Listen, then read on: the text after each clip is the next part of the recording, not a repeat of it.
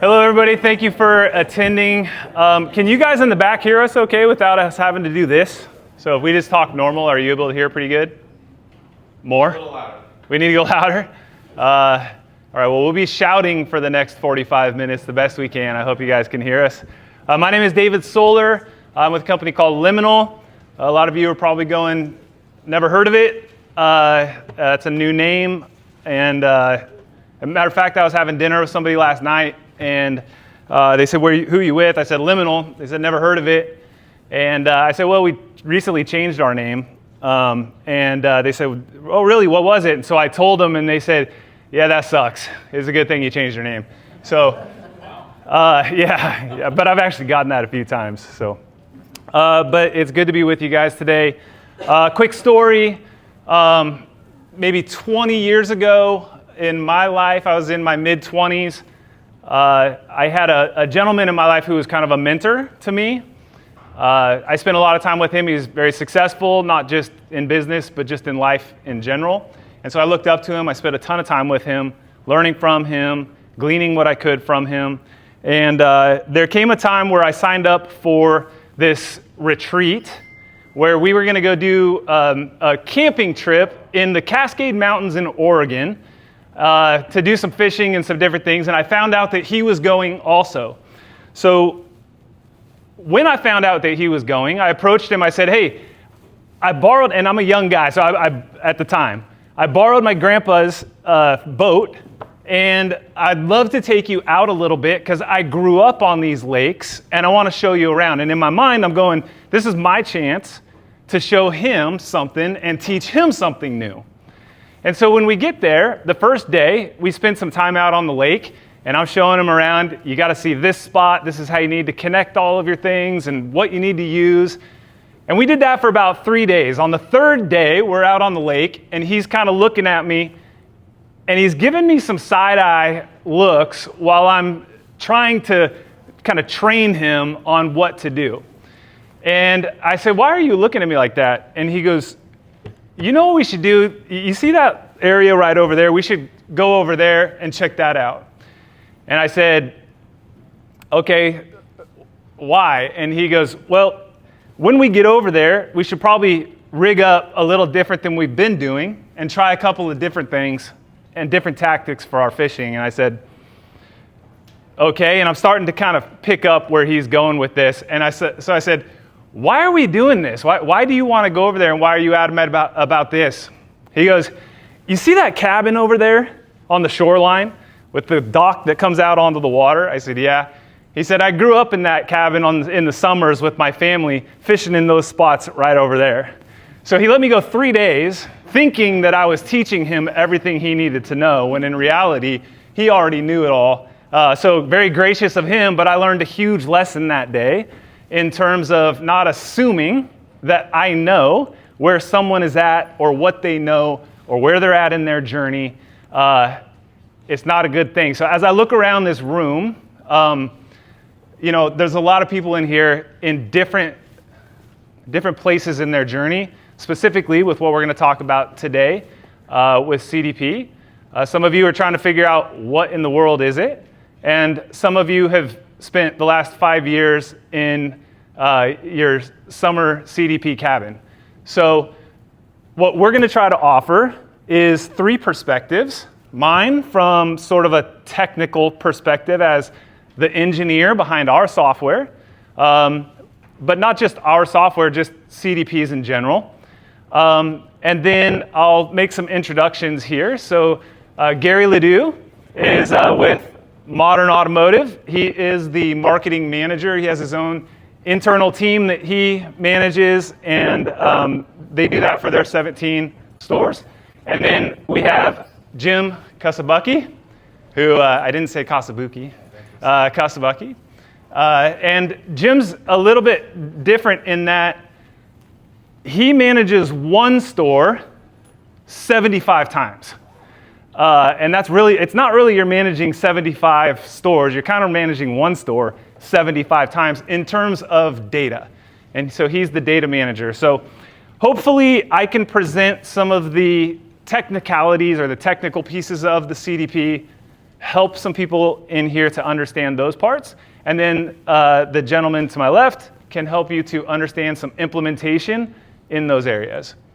So first of all, I think we'll pose a question. You guys have been using CDP now for a few years. And why are you still on the bandwagon?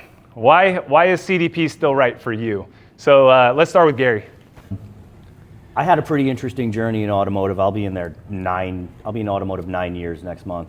And the first month, my question to my boss was, okay, well, how do I access our data?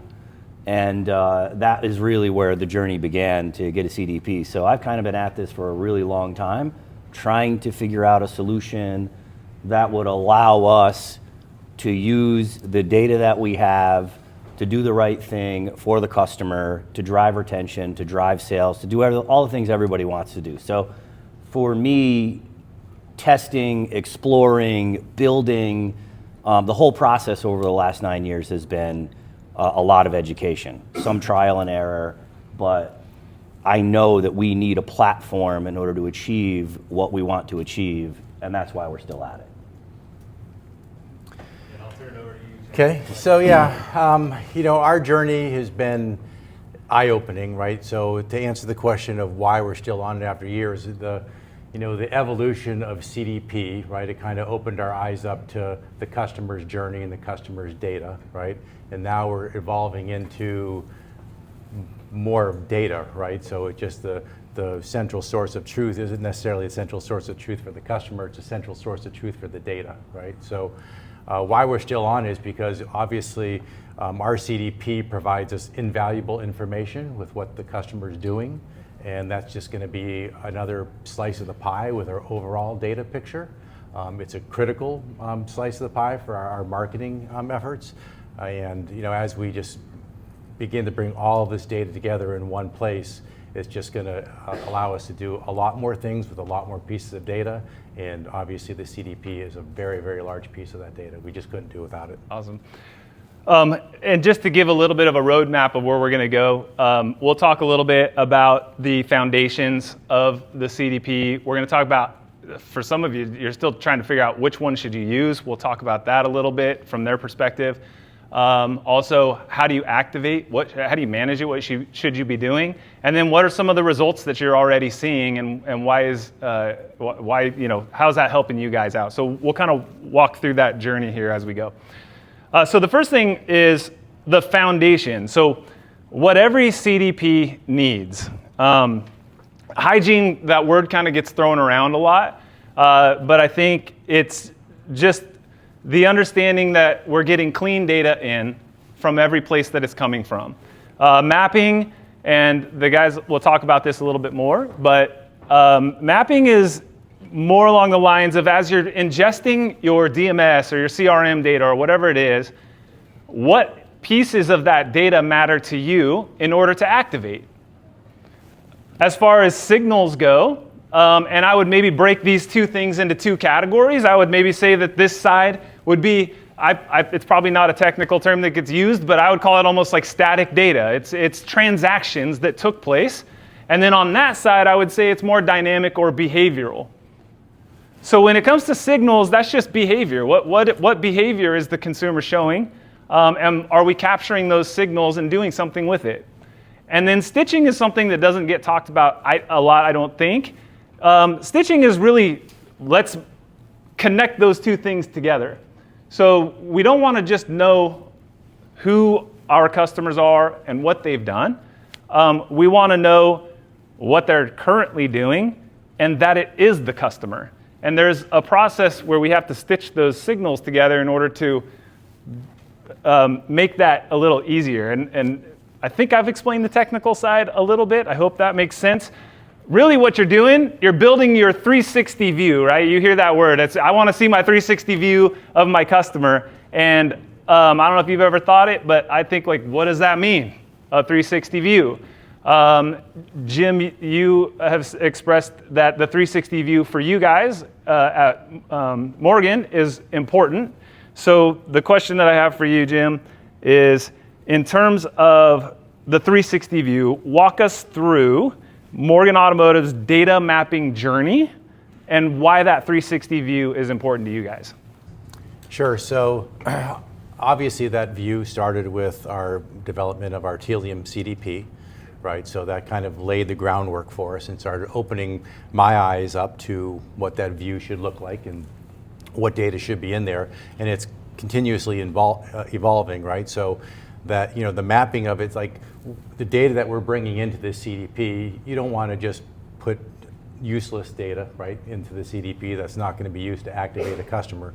So you kind of have to look at what that information is you're bringing into the CDP, and is it important enough to be there to activate a customer, right? So we have signals coming from obviously everywhere: web signals, phone call signals, CRM data, web data.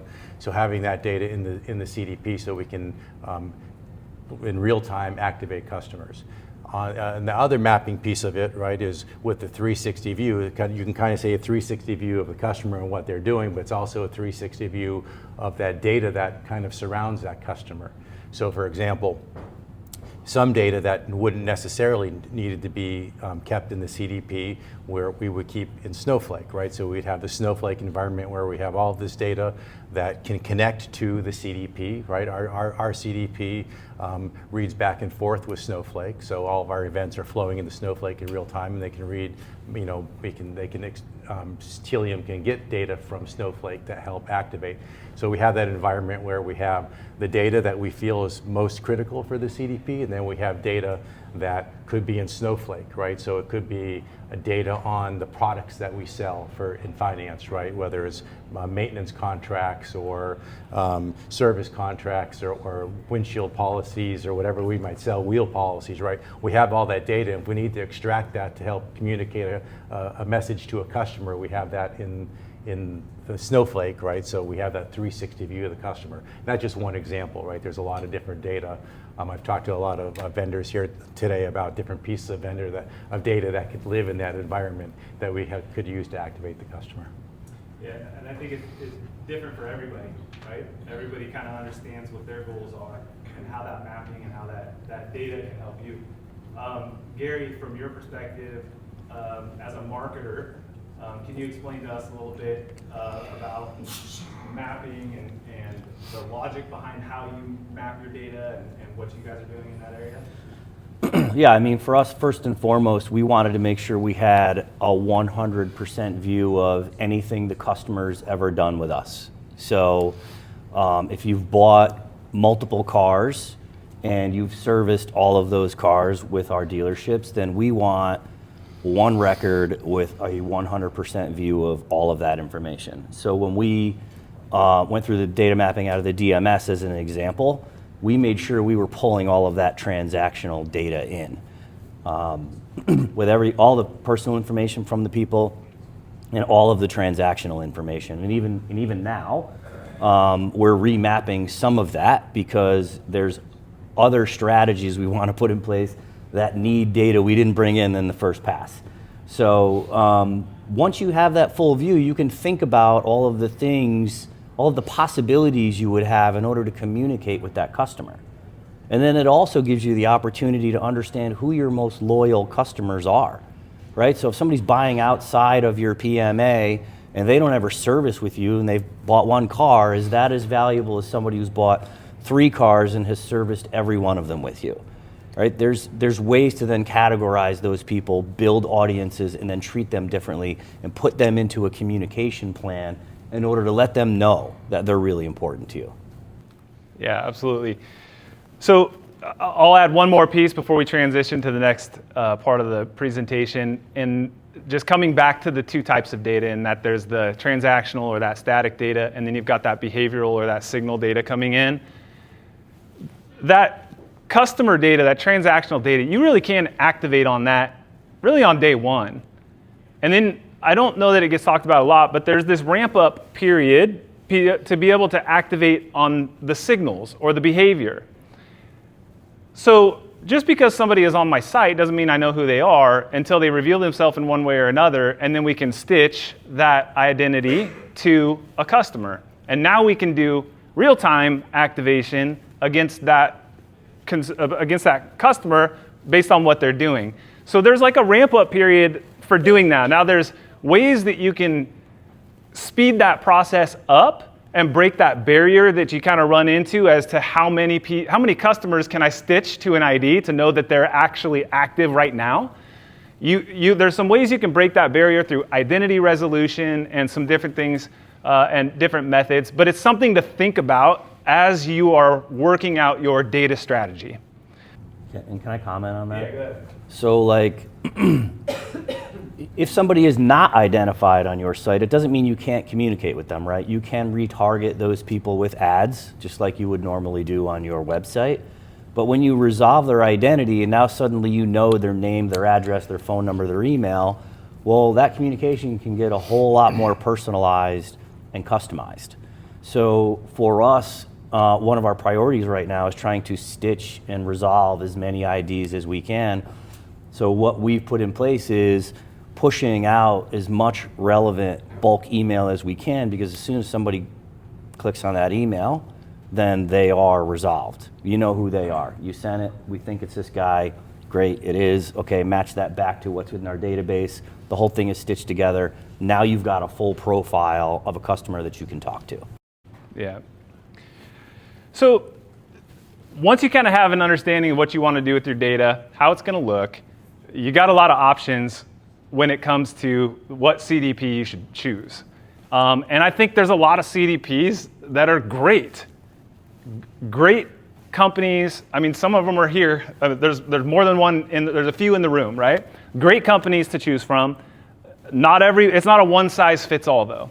And I think that when it comes to the options that are out there, what we see, and as we talk, you've got your plug and play, or it's a little bit more programmed for you. A totally bespoke enterprise version, which is going to be fully customizable, maybe a little longer onboarding or ramp up time, but you have a total flexibility with it. And then you have some hybrid models that are somewhere in between. So there's pros and cons to each. And so for those of you who are just trying to discover where do I go with this and what are my goals with this, maybe we'll just briefly touch on why each of you, or what each of you have learned over time about some of those pros and cons and why you've landed where you've landed. So we'll start with Gary. You guys have had a journey, and Jim has had a different journey. Both of you have found successful options, and in the most friendly, neutral ways, we'll discuss what those are. So Gary, go ahead.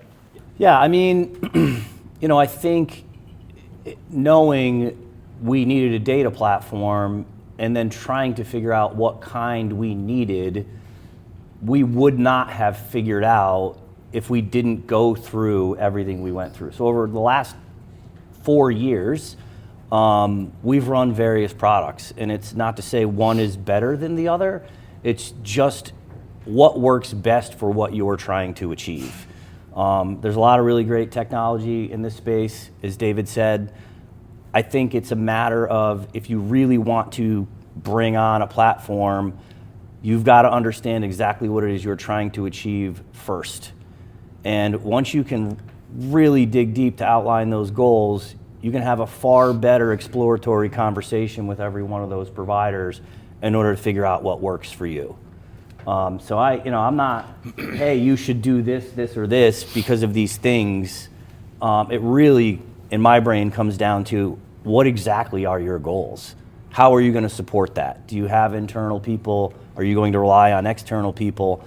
All of those things are going to contribute to, okay, then this might not be the right provider for you, or this one might be the right provider for you. Yeah, and for context, most of you, or many of you may know this already, but Gary and his team sort of run the same vendors across the group, right? Yeah.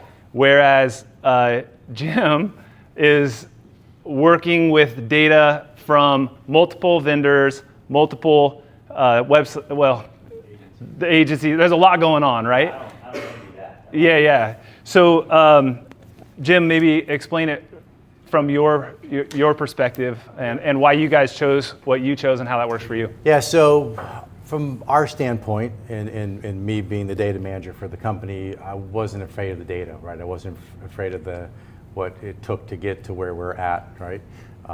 With my experience that we had a great team helping us get there, right? It helped give me knowledge and understanding of the data. But with our choice, we have, maybe 8 different agencies that we're dealing with. We have tech stacks on top of tech stacks on top of tech stacks, right? So we have a lot of different interfaces that have to be, that we have to use. So we just thought the choice that we made with having a bespoke company that really understands a lot of the components of the consent and the governance and managing a lot of rooftops and bigger companies, being able to, they're vendor agnostic, so we can basically choose and work with whoever we want to on within our CDP. But we just thought that was a great fit for us, right? Being the size that we are, being able to basically, there really is no, right? Whatever we can dream of doing or trying to create, we have the ability to create that. So that was why it fit well for us. Yeah. Okay, so then let's move on to the next section, which is activate and accelerate. So my data is, and I get this question all the time. I can't tell you how many times this is the next thing that I get asked. My data is clean, my data is unified, I've selected a CDP. Now what? Who's gonna run it? What do we do with it? How do we segment, and there's a lot of questions at that point, and we kind of walk through that, and it usually isn't as complex as you would think. But the 2 points that we're going to touch on today is who's going to run it, and what are some activation opportunities? What should you be thinking about activating and how? So number one, who will run it? In our experience, we work with dealerships who have, like Gary, they've got their internal agency, and so they manage most of it inside the dealer group. In terms of the way that Jim and Morgan operate, it's agency ran. For example, one of the things that we got involved with was Affinitive, for example, has 45, somewhere around 45 of your stores that they're managing. And so we kind of sit as a layer that helps with some of the automation, and then the Affinitive team steps in and they do an incredible job of making it all activate and work and orchestrate and do what it needs to do. And then there's also concierge service. Some of the companies out there will provide you someone who you'll meet with from time to time. They'll set things up for you and help you along the way with what you need. And so something to keep in mind as you're getting ready to activate. As far as opportunities go, when we're talking about building audiences, enriching data, activating ad campaigns, and so on, I'll turn it over to you guys to discuss some of your implementation and your strategies. Maybe Jim, can you share how Morgan is pushing audiences directly out and into ad accounts, and how you're making those decisions and what you guys are doing?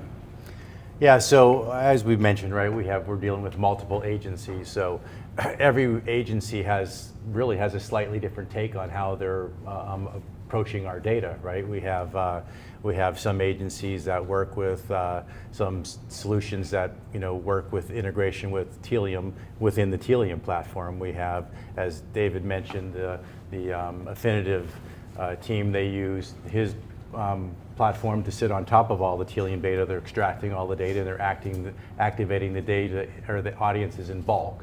We have other audiences, a couple agencies may have 1 or 2 stores where they're working in Telium with just those few audiences that they're doing. So, and then as far as activation ways, right, which we talk about it being bespoke and being vendor agnostic. We have vendors using Braze within Telium with their Braze account. We have vendors using SendGrid within Telium with their account. So it's really, like I had said, there's no.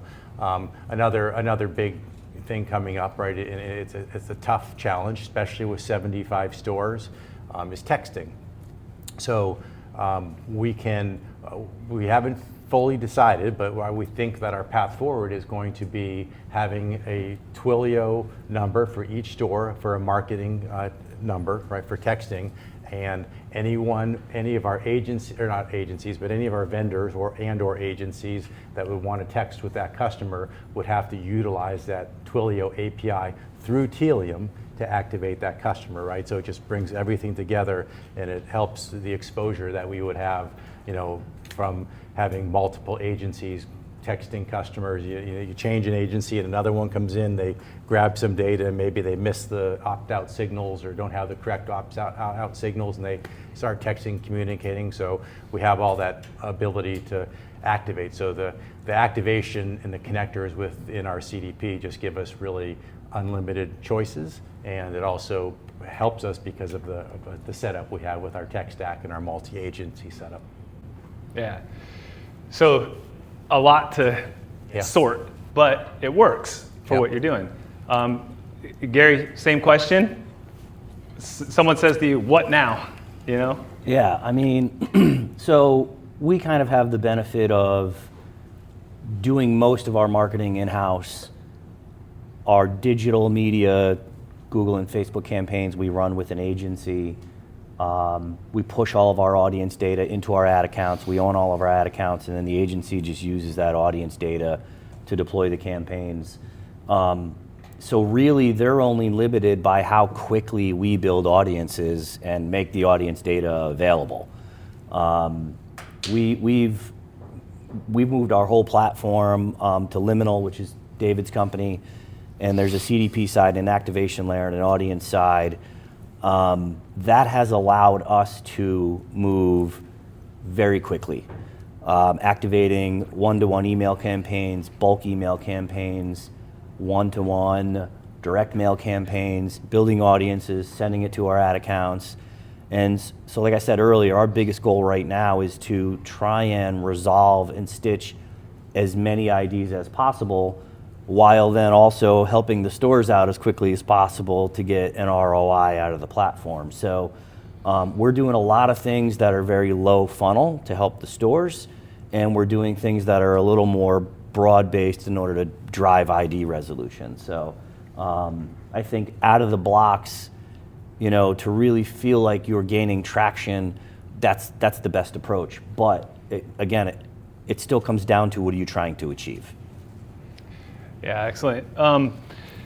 Anything on the roadmap? Specific things that you guys have in mind that you're excited to accomplish? Yeah, 100%. In the next couple of weeks, we're going to be activating one-to-one online video and streaming TV. We're going to be starting to do bulk direct mail deployment out of the platform,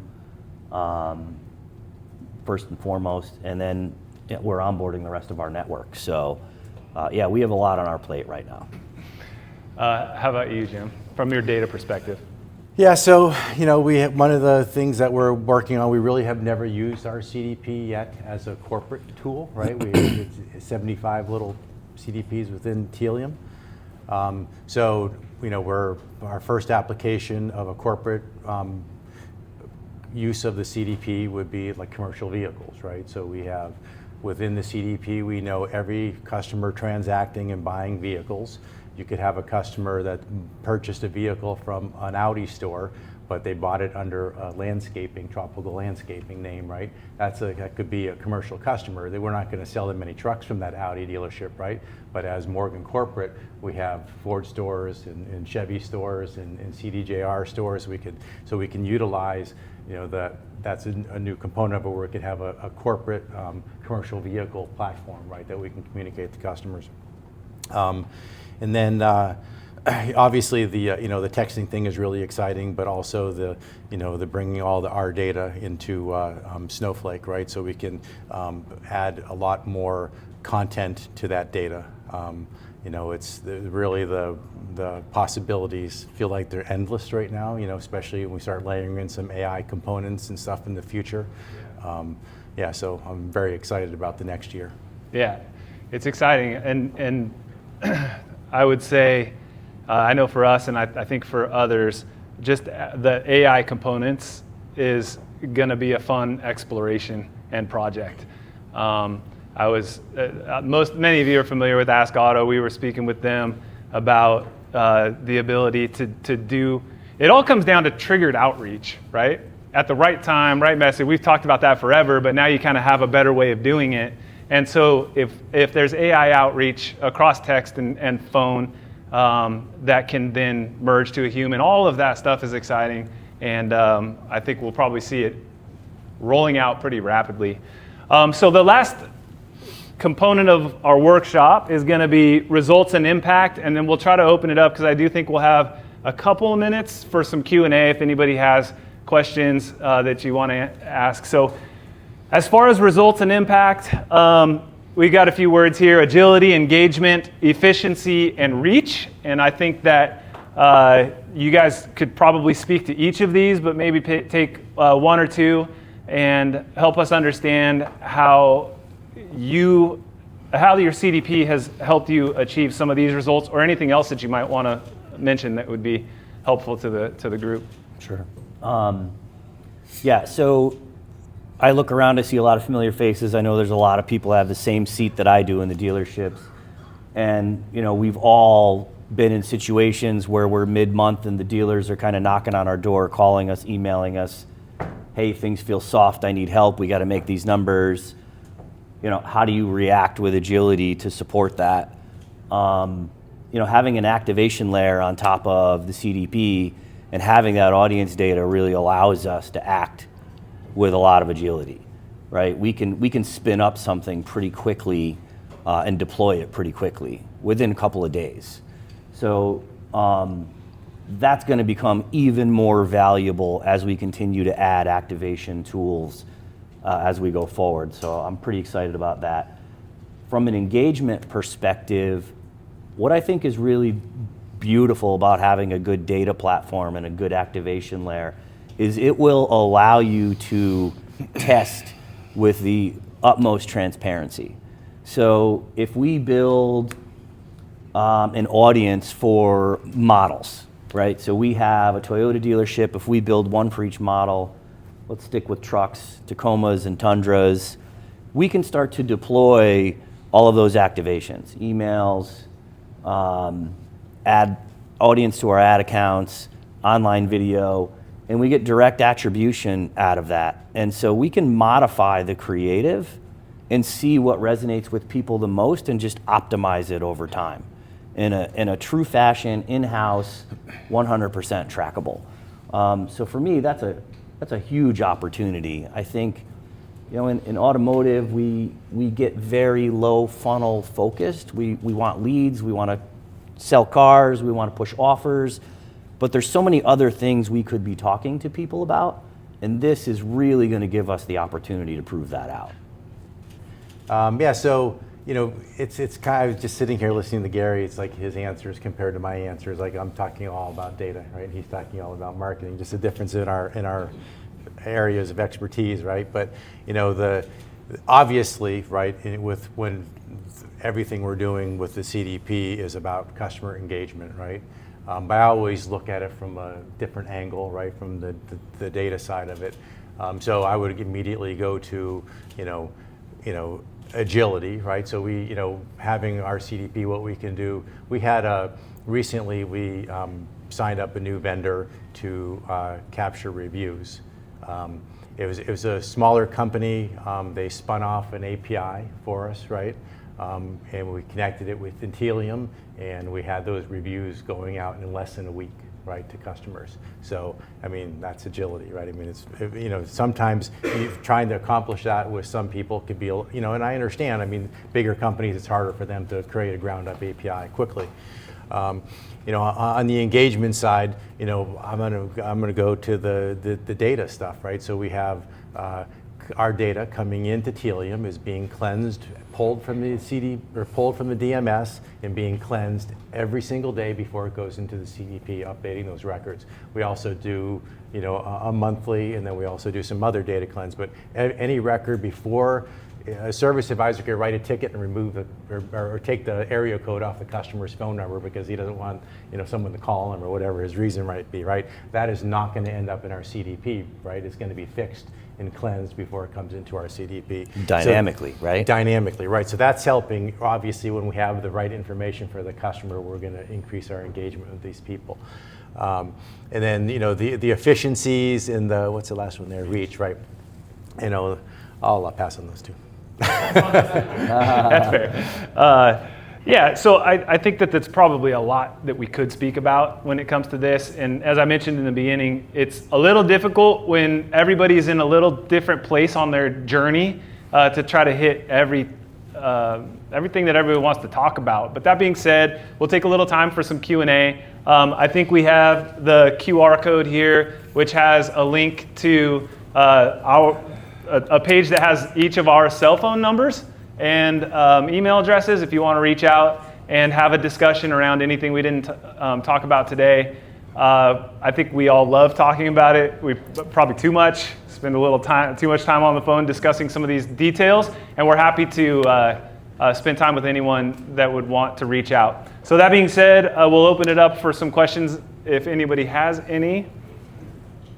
Yes, sir. You kind of just like ran right over real fast, but like what's, AI and we both got smiles on your faces, but what are you hoping to get out of AI enhancement, either with your data or with measurement or whatever you're trying to do? What do you, just real quick, what do you hope to get out of it?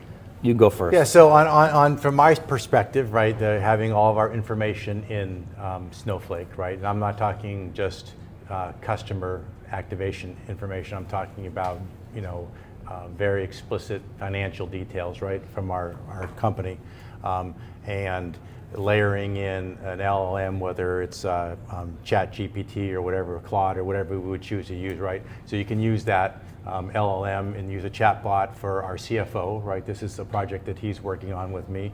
He's familiar with Snowflake in his previous job at Anheuser-Busch, so he wants that information, right? So we can use that for him to be able to get insights to that type of data, right, from Snowflake using those tools. And the cool part with the Snowflake piece is obviously everything. We're not sending any data out. We're not uploading a spreadsheet into ChatGPT, right? Where it's protected in Snowflake, and we're just bringing in that LLM and using, in Snowflake even has some native tools in there too, but we could use that, chatbots or other types of things to help us gain better insights that we don't have the ability to do today. Yeah, our AI strategy really, from a data analysis perspective, is pretty undefined at this point. For me, what I see us getting to after we kind of have everything up and running and the activation layers chugging along is analytics. And so I want to be able to have something sitting on top of our data layer that allows me to go in and do true business analysis. In my past life, I worked in CPG, I worked with Hanes and Mead in a lot of different product categories, and that was literally the foundation for everything we did. How often are we talking to the consumer? What do we know about them? Let's update all of that information every year. Let's look at all of the data that we have. Let's analyze it and segment it. Let's put those into pieces that allow us to create consumer archetypes. You define that. It allows you to talk to those consumers differently. You can't do that without having all the data in the right place first, and then on top of it having an analytics layer. And I think manually we could lay on a layer to do that right now, and it's a lot of work and a lot of headache, but with the growth of AI rapidly over the last year, we're going to be able to just plug an AI analytics tool in, and I'll be able to prompt all that information, right? Tell me the top 20% of my customers. Let's apply the 80-20 rule. Give me the top 20% who buy vehicles and service vehicles, or only do one of the two. And boom, there's your list. Okay, now separate that by geography, by demographic. That's really vital information that you can make actionable. And then you can create audiences out of it, and then you can go talk to those people. So that's kind of the end game for me. So I got the 5-minute warning just a minute ago, so we'll try to squeeze in 2 more if we can. Well, that's a good question, but at previous conferences, they were saying that there's a certain amount of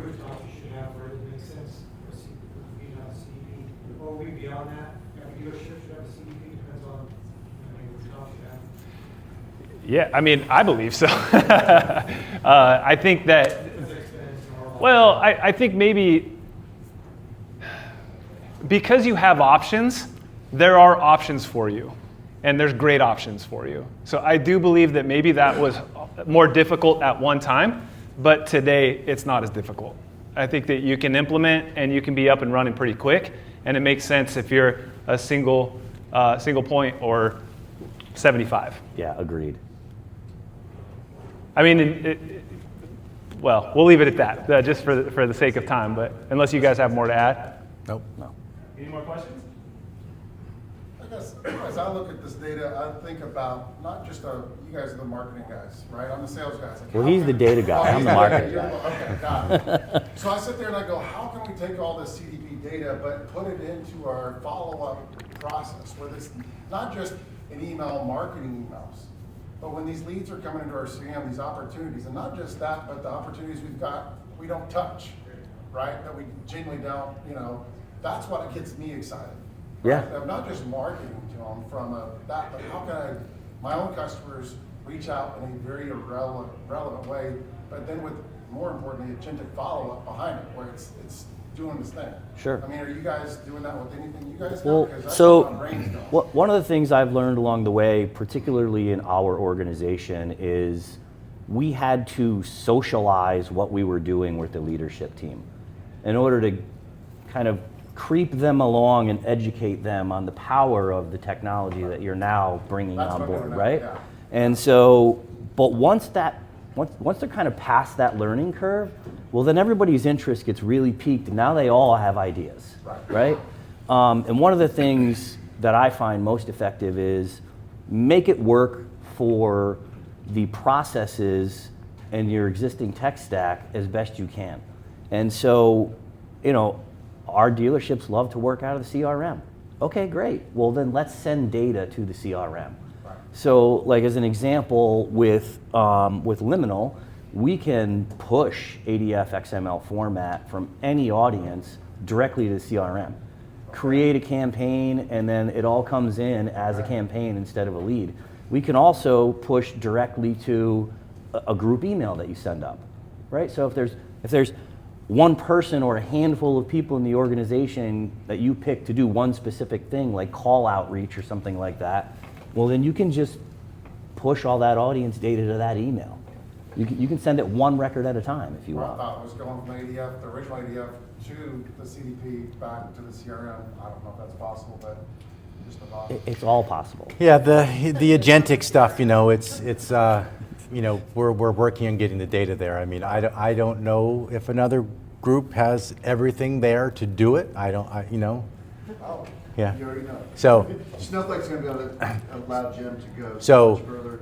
you have to, but I mean, there's so much data that has to be there and be accessible, right? And then, because a lot of agentic stuff, I mean, I read an article from Snowflake recently, I shared it with Jeremy, where it was talking about these top people in the company that work on agentic stuff, and they're like, I haven't even really seen true agentic yet. Right. I don't even know, it doesn't really exist yet as far as, because the data is not there, right? I mean, we probably still have a couple years journey, right, before we can get to that point. And I feel we're probably a little bit ahead of some, right? But yeah, it's There's a version we can do right now. yeah. Yeah, but there's pipes that come in and out of Telium to Snowflake, so I mean, it's live event actions that'll push back and forth. Excellent. Well, I think the three of us will be hanging around for a little bit. Obviously, we're here for the rest of the weekend, so if anyone else has any other questions, feel free to come and find us. But thank you, everyone, for attending, and hope you enjoy the rest of the conference.